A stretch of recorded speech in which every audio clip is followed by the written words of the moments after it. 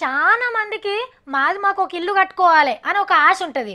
ఆడిడ చిట్టిలేసి ఇంత అప్పు తెచ్చి బ్యాంక్ లోన్ తీసుకొని బిల్డర్ చేతిలో పైకం కుప్ప వస్తారు. ఏ మీరేం ఫికర్ పడకండి సారు, 6 నెలల లోపట్లనే కొత్తింట్లో పాలు వంగిస్తారు మీరు అని మాటలతోనే మేడలు కడతాడు బిల్డరు.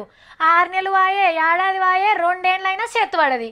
అదేందయ్యా అప్పుడు అట్లాంటివి ఇప్పుడు ఇట్లాంటున్నావు అని అడిగితే ఏం చేద్దాం మరి, సిమెంట్ పిరమైంది, సలాకలు బరువు అయినాయి, ఇటుకే దొరకలేదమ్మా, అది మేస్త్రి పండక్కి ఇంటికి పోయిండు ఇంకా రాలేడు, అది కాదమ్మా కూలోళ్ళు ఇంకో ఇల్లును గుత్తకు పట్టిండ్రట ఆడికే పోతుండ్రు అని ఇట్లా మెల్లమెల్లగా జరుపుతాడు.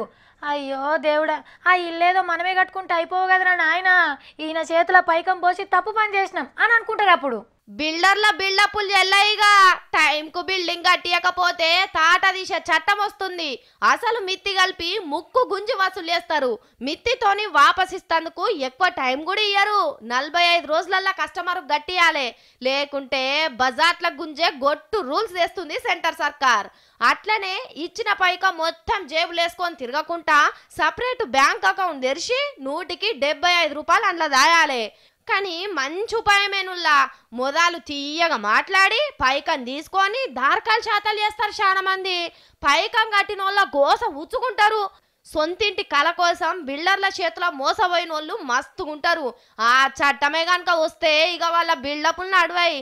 కానీ బిల్డర్లకే కాదు, కస్టమర్లకు కూడా కొత్త రూల్స్ పెడుతున్నారు. టైంకు కిస్తీలు కట్టకుంటే మీరు కూడా మిత్తితోని కట్టాల్సి వస్తుంది. హౌ మళ్ళా ఎవ్వలైనా లెక్క లెక్కే కదా.